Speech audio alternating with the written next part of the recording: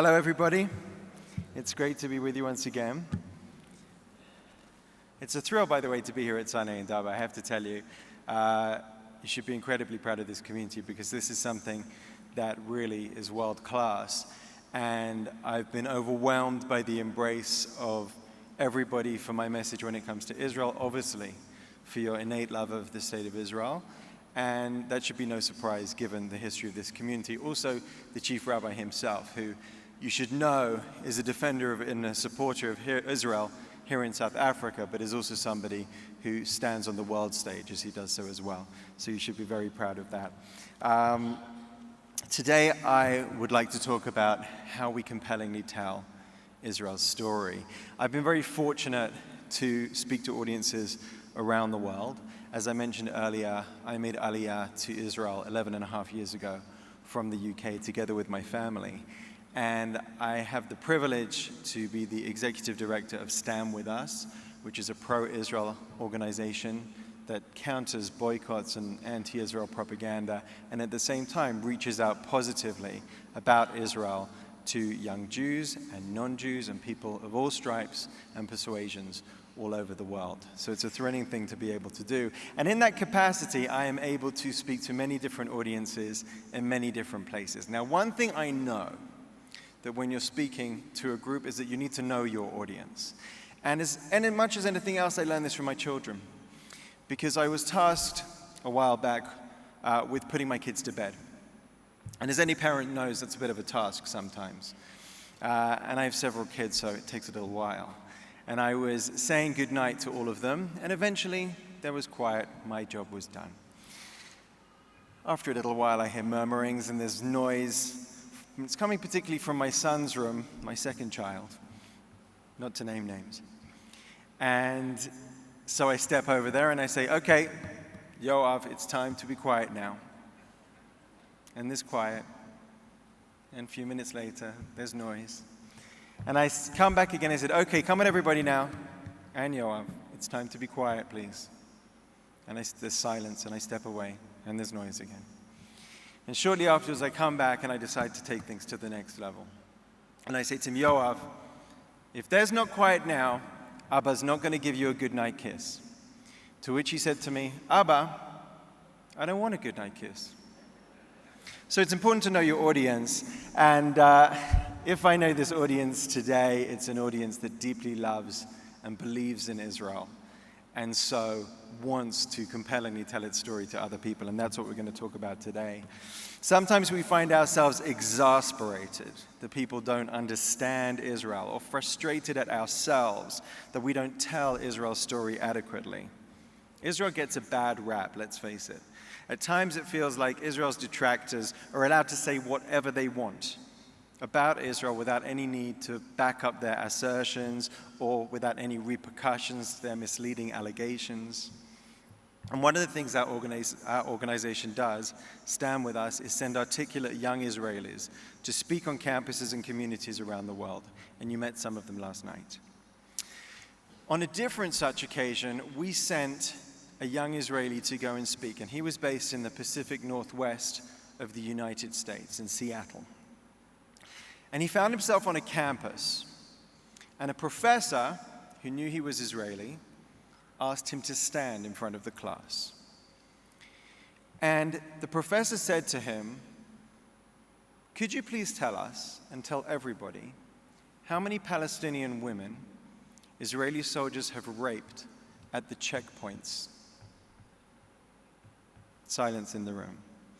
To which this young man answered, and he was a member of the civil administration of the IDF. This is the part of the IDF that liaises with the Palestinian Authority, that liaises with non-governmental organizations like the Red Cross and others to help ease the life or ease the conflict on the life of everyday Palestinians. That's a unit in the IDF that does that. It's pretty special. I'm not sure there are many armies that have anything like that.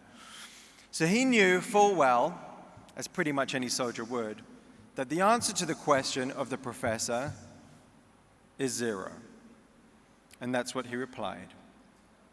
To which the professor looked at him and then looked at the class and said, you see, they're so racist, they won't even rape the women.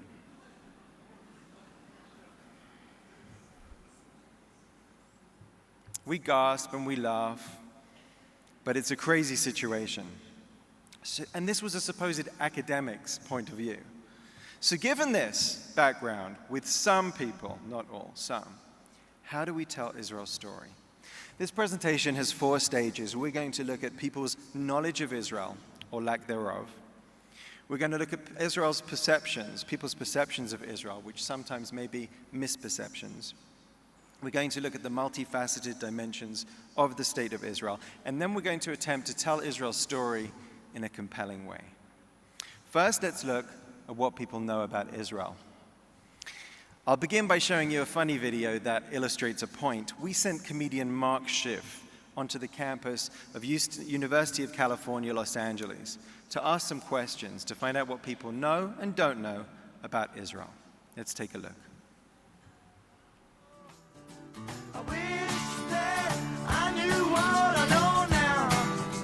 When I was younger, I wish that I knew. Hi there, this is Mark Schiff for Stand With Us. And today we're on the campus of UCLA, and we're talking to the kids that go here to find out what they know about Israel. And I think you'd be very shocked to find out how much they do know and how much they don't know. So we're going to ask you a couple of questions about the Middle East. Do you know anything about it at all? So. What is the only democracy in the Middle East? Is it Iran, Lebanon, Israel, or Syria? The only democracy. Iran, I guess. Nope. Iran. Right. I didn't know any of the answers either. I'm going to guess Lebanon. Right. I think I'm going to say Syria. Syria. Turkey? Turkey. Turkey? Okay. Talking about Turkey, Thanksgiving is coming, so we love turkey. So that means I was wrong. Yes, it was Israel there. Okay. Yes. You're from one of the, like we said, the biggest Muslim country in the world. How many Muslim countries are there in the world? 10, 23, 43, or 56? Try and count them. That would be, we'd run out of film. Majority Muslim population. Majority Muslim population, like in Indonesia. 23. 23? It's more than that. 23? I'm going to go with 23. 23. 43. You only got 2 more to guess. 53. It's 56. 56. And how many Jewish countries are in the world? 1, 6, 13, or 20? 1, Jewish 6, countries in the world. 13, or 20? 7. 7. Yeah. Huh?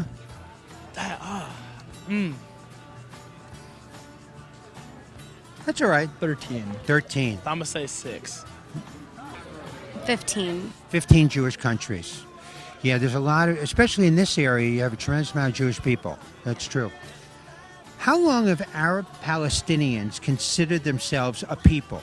I would say 1,000 years. How long has there been a Jewish presence in the land of Israel, you think? I would guess 75. 75 years. Yes. Absolutely, the Jews have been there for 75 years. What is Hamas? Do you know what it is? Is it a type of spread or dip? Is it a humanitarian aid group, a new music group that's coming up now, or a terrorist group? Type of dip. Dip. Yeah, you like Middle Eastern food? Music group? Yeah, they definitely, absolutely, Hamas does play music. There's no doubt about it. They're sort of, working things out, but maybe one day they'll be big. Hummus? Yeah. The food? Yeah, the food. I don't know exactly what it is, but I love it, and you can do it with pita bread, and I think it's really good. My favorite olives. I mean, it's just Yeah, it's unbelievable. really good. Unbelievable. I'm shocked to find out what they did know and what they don't know. But one thing for sure that I found is we have a lot of work to do to get these people to understand exactly what we're about. So thank you very much, and see you again soon. You want to teach? No, actually I want to go into international relations. Yeah. I want to do something with like the United Nations, maybe be a diplomat to a different country or something like that. الكتاب الابيض في الحل سلاطين بعدين يا علي بس I knew what I know now. When I was younger, I wish that. Oy vey. Now, as funny as it may be to laugh at them, and that video was not staged in any way, I'm not surprised by their responses. Are you? Do you think we'd have a different reaction if we did the same exercise on campuses here? Who knows? But on the one hand, it's okay. I don't expect everyone to be knowledgeable about everything. But on the other hand, it's also dangerous because a vacuum exists, and that vacuum is ripe to be filled. And when the vacuum is not filled with facts and correct information, it's liable to be filled with lies and misinformation, or at the very least, to be filled by lazy stereotypes. Several years ago, Israel's foreign ministry assembled a campaign, and they embarked on a campaign to brand Israel. In order to do so, they first assembled a series of focus groups, and those focus groups were to understand how Israel is perceived. The groups were held in the United States, and they ranged in age, of geographical background, and they represented the diversity of Americans. I'm about to show you one of the exercises that they did.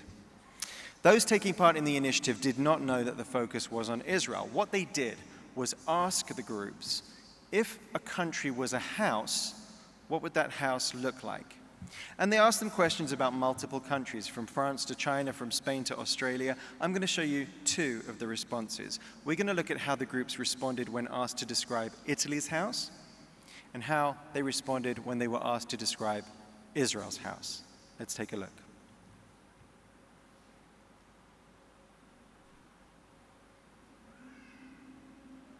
I see someone sitting outside at a round table. Okay. With wine. With wine and cheese, Wine yes. and cheese. Very relaxed. Definitely Spaghetti. doing the There's some spaghetti. an old Italian lady sitting out there. Okay. A group of guys sitting out around the table playing cards. Yeah. Okay, card playing. Basically Little Italy. Sipping family. Extended family. All family. Extended family. I think it's loud. I think it's loud. I think it's excited. Like a party, yeah. Okay, so it seems like there's a I party. feel like you're going to be welcomed. Yeah. I say you feel Warm. you feel relaxed. Yeah. Doing here. Drinking vino. How long do we want to hang out in Italy's house? Oh, all For a day. while. Instagram? Weeks. Yeah, what are we going to be doing when we're there? Eating. Eating, drinking. Relaxing, playing cards. Okay. Telling stories. When we have to leave, we're finally going to have to go. Do we go because they tell us to go or because we have to go? We have to go. We have to go. Okay. And how do we feel about that? Sad. Yeah. We're standing outside Israel's house, looking up. What do we see? Not everybody wants to. I'm picturing what I see over there on TV, cement. So you see Plain cement? just cement. How many people are living there? I say probably about 4. Is there a lawn? No. No. No? A lot of concrete. Not very attractive. Barbed wire. I don't think I would, because I picture very orthodox house. So would you? I don't know if we'd even be welcome. Really? Depending, because there's certain depending on the religion, certain Orthodox you can't even enter the house unless you're a certain type. It's just the way their belief system is. So I don't even know if we'd be invited. That's just making it dangerous too, just because all that's going on over there. Anytime I hear a story about Israel, I get dangerous. Who greets us at the door? The husband. My husband. Gets the kosher wine. Yeah. Is there a vibe in this house? Strict. Do you think? Serious. Uncomfortable. It's a kosher house. So we spent more or less time than we did in Japan? Less. Less? Okay. Okay. So when we're leaving, what are we thinking? Glad we're out of there. Hope we get out safe? Yeah. Okay. Is there anything colorful about this at all? No. You can't even see the house. There's just this giant green spikes on top of it. I think it's like more for protection. Like, It's for to protection? keep people out. Has big gates, Fortified. bars on the windows and whatnot. One story. It's a bunker? Okay. Let's say that there was a neighborhood block party that was going on. Oh, that would be interesting. Would all the families go, do you think? No. I would say the Israelis wouldn't. Why wouldn't they go? The father would go just to see, But I don't think he'd allow the children. Yeah. He would just want to go, or maybe not even the wife. I just get a feeling that they're very defensive and very closed off, protected. There are people that would just like to be left alone. Yeah. Animosity towards others. I think you're expecting some kind of tension. I don't know what to expect more from Israel's house than I do from France's and India's. We don't want to stay there that long. We don't? No. It feels awkward. Are you feeling welcome? I'm not. No? What are you feeling? I'm wondering if they'll accept me. Yeah, how come? Skin color. Apprehensive. Like I feel relieved leaving, actually. So how did the groups describe Italy's house? Wine and cheese, partying, fun, don't want to leave, all of the positive stereotypes you'd associate with Italy. And how do they describe Israel's house? In a completely different way than Israel actually is.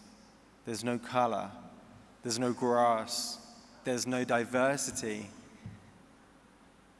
It's a patriarchal society. The only person you see is someone religious. There's no women in their stereotypical description. It's the complete opposite of what Israel really is. Now, do you think any of these people have ever actually been to Israel? No, unlikely, probably not. Certainly not if these are their perceptions. So where does this come from? Well, likely the media. That's probably what we would think. We're living in a world that's never had more access to information, but it's also never had more access to misinformation. And meanwhile, anti-Israel groups are working hard to define Israel. There are those who are telling lies about Israel, and it will not do to ignore them, nor do we want to be on the back foot, constantly on the defensive, only responding to allegations. We need to respond, sure, but that's only half the story. We need to be able to define ourselves and tell our own story, our own truth, so that these perceptions, these stereotypes are broken. Now, this shouldn't be too difficult. After all, we are the people of the book. Don't we always say in the Shema, V'shinamtam levanecha, that you're going to teach to your children? We should be able to do this.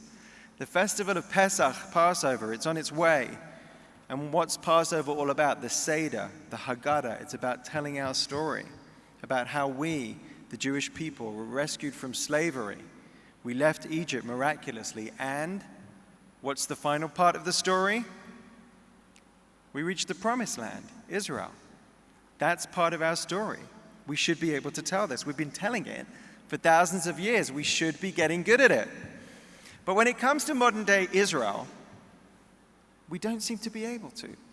Maybe the problem is that there's just too much to say. There are 193 countries in the world, 130 Christian majority countries, 49 Islamic, 3 Hindu. Israel is the only Jewish one. 3,000 years old, almost 70 years young. A country of importance to Christians and Muslims, but Israel is the Jewish homeland, which safeguards free access to holy places, as well as each religious group's right to administer its own holy sites. Israel is an example of coexistence, where street signs are in 3 different languages. Our Knesset, our parliament, doesn't sit on Friday for the Muslims, or Saturday for the Jews, or Sunday for the Christians. It's amazing they get anything done. It's a land of opportunity for all. 15% of undergraduates at Israeli universities are Arabs, and 5 of those institutions are in the world's top 500 universities. And Israelis have the second highest number of university degrees per capita in the world. It's a democracy in a sea of dictatorships, a land of freedom. In the entire Middle East, only Israel has the #1 rating for political rights from Freedom House, which evaluates democracy and freedom the world over. It lives in a tremendously dangerous region, making Israel an embattled state, surrounded by hostility. Think about it. To Israel's north is the human rights disaster that is the Syrian civil war. It rages, with over 400,000 people dead and around 13.5 million people displaced. Syria and Iraq continue to be threatened by ISIS. In Lebanon, the government is controlled by Hezbollah, which embeds its forces and its weapons in civilian areas, pointing thousands of rockets at Israel. The Islamic Republic of Iran continues to sponsor terror and threaten the end of the Jewish state. They recently set up, ladies and gentlemen, an hourglass campaign, the Iranian hourglass campaign, to supposedly count down until the destruction of the state of Israel. We'll be around longer than them. In the most prominent recent escalation by Iran, they sent a UAV, a drone, into Israeli airspace, which was promptly shot down by the Israeli Air Force.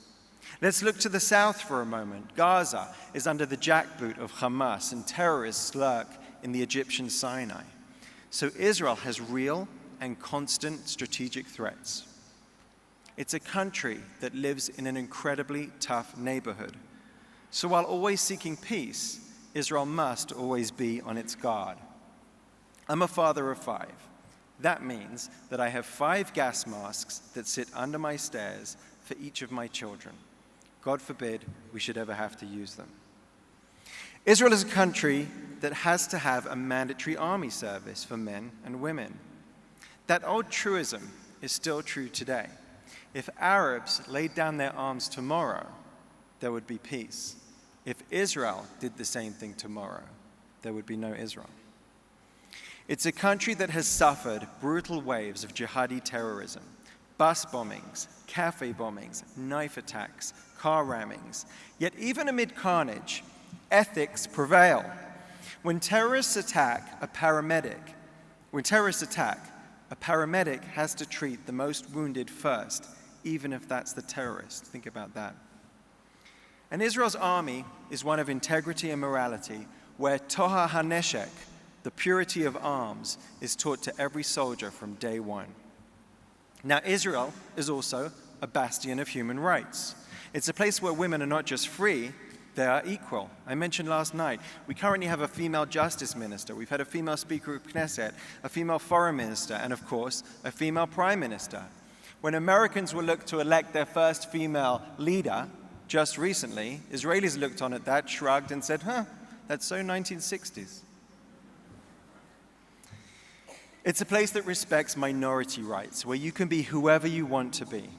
Indeed, Israeli Arabs have served in the Knesset since 1948. And Israel is the only place in the Middle East where Christians are truly safe. The only Middle Eastern country where the Christian population has grown in the last half century. And Muslims have more opportunities living in the Jewish state than they do in the Palestinian Authority or in many Arab countries. It's a land that has built itself up from deserts and swamps, struggling through years of austerity and lack of water.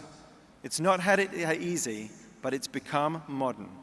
It's a thriving startup nation, but somewhere where you can bargain for things as if you're in the market, the shuk. And Israel is helping the world in so many ways. Israelis have recently built the first dairy farm in Papua New Guinea, sharing the amazing secrets of Israeli dairy expertise and champion cows who produce record levels of milk to places including Morocco, the Philippines, Romania, Nigeria, and China.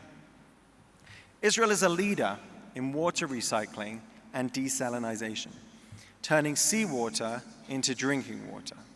By making the most of limited resources, Israel has become the Silicon Valley of water technology. Driven by necessity, powered by Israeli ingenuity, Israel is a master in drip irrigation and now gets 55% of its domestic water from desalination, and Israel is willing to share its expertise with the world, including in Cape Town.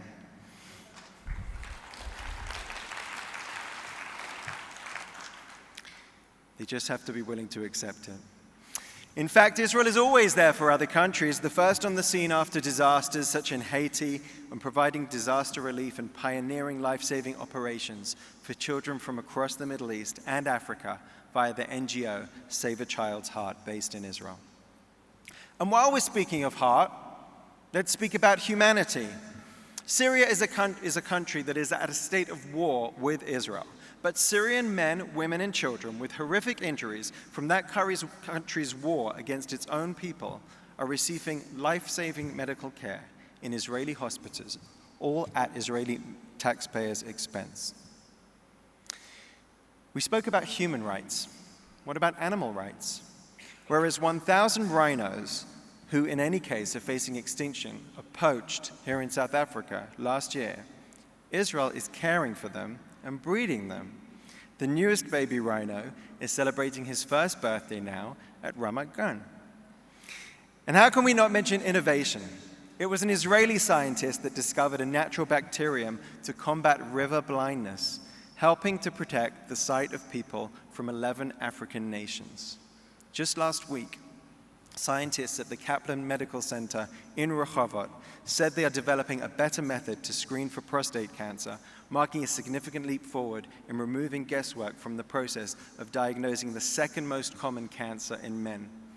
Genetic counseling for the Bedouin has been taking place, decreasing their infant mortality by up to 40%. Israeli scientists developed an AIDS treatment that targets and destroys 50% of HIV-infected cells without affecting healthy cells. In fact, rarely a week goes by without some new Israeli innovative way to reduce medical errors or create a breath test for cancer diagnosis or create radiation-free X-rays or create drugs to slow down Parkinson's disease or multiple sclerosis or provide relief for sufferers of diabetes or help paraplegics walk again. The list goes on and on and on. Israel is a country that will not rest on its laurels and continues to beat the odds. It keeps growing, it keeps building. No wonder they say that the Israeli national bird is the crane. So there's a lot to tell about Israel's story. And Purim aside, this is not the generation that wants to hear a whole Megillah. So how do we tell our story? What's our elevator pitch? This is the generation of social media, which basically means saying what you want to say in less and less and less words. First it was a Facebook post, but that was too long. Then it became a tweet, then a snap. Who knows what's going to be next? Now, Israel's enemies are good at this. They can condense what they want to say into sound bites that they repeat ad nauseum so that their message penetrates. The challenge that we have is that unlike them, we have a long, detailed, and complex history that doesn't lend itself to sound bites. Coupled with that, we're Jews. We love to talk. All of the things I said just now about Israel are deserving of mention. We should know about them. We should take pride in them. But the elevator pitch is essential. Just as in business, when you're meant to be able to pitch an idea to someone from when they walk into the elevator to when they get up at the top floor. We need to be able to tell Israel's story in a compelling yet concise way. And not just that. The war being leveled against Israel is against Israel's legitimacy itself. There's a lie out there that somehow Jews don't belong in the Middle East. So this elevator pitch needs to be able to help us to double down on why Israel is so important to us. We attempted to do this, to take the story of Israel and boil it down into one paragraph, to take 3,000 years of history and condense it, but in a powerful way. I'll read it to you. Here's what we came up with. An indigenous people 3,000 years ago developed a thriving civilization and culture in their ancestral homeland. Over time, they were conquered by a series of aggressive foreign empires, and while some of the people stayed in their cities and communities, most of them scattered across Europe and the Middle East. Although they flourished at times, for 1,900 years, they lived as an oppressed minority, suffering expulsions, massacres, and ultimately genocide. They barely survived, but they never lost hope. They overcame. They started a liberation movement, went back home to join those who were already there, and built one of the most vibrant and diverse nations the world has ever seen. That nation is the Jewish state of Israel. We should applaud that. We should. It's inspiring. It sounds like a film script. They probably have written a film about that. The key word there, or one key word, is indigenous. Israel is our ancestral homeland. Chinese people come from China. Indians come from India. Jews come from, not Johannesburg, Israel. We should be teaching that. Indigeneity is an important concept in a world where so many claim to hold the value of social justice above all else.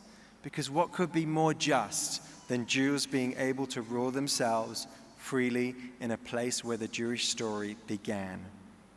A friend of mine is an indigenous rights activist, and he said to me, it's not just the fact that Jews are indigenous to Israel, it's that you're an example to other indigenous peoples. An example of a dispossessed people who were still tied with an unbreakable bond to their land, and once they were able to live in self-determination again, the result is magnificent. So not only is the story of Israel important to us, it resonates for others too. Throughout history as a people, We've been cast aside, downtrodden, and undergone expulsions. We've survived genocide, and yet we've shown to the world that it's possible to overcome hardship and oppression and build a country that is truly a light unto the nations. So yes, Israel is an example to others. Ladies and gentlemen, the chief rabbi wrote a book called Defending the Human Spirit. Ours is a compelling story. It speaks to the spirit. It speaks to the soul. We just need to be able to tell it well and tell it repeatedly. Chaim Herzog, as Israel's former ambassador of Israel to the UN, who famously refuted the infamous Zionism is racism charge, said in 1975 that Zionism as a political movement was the revolt of an oppressed nation against the wicked discrimination and oppression of the countries in which anti-Semitism flourished. The re-establishment of Jewish independence in Israel after centuries of struggle to overcome foreign conquest and exile is a vindication of the fundamental concepts of the equality of nations and of self-determination.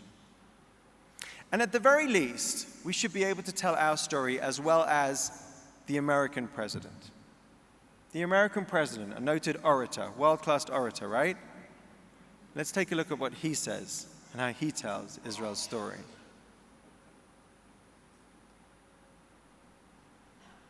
On this land, I walk with you on the historic homeland of the Jewish people.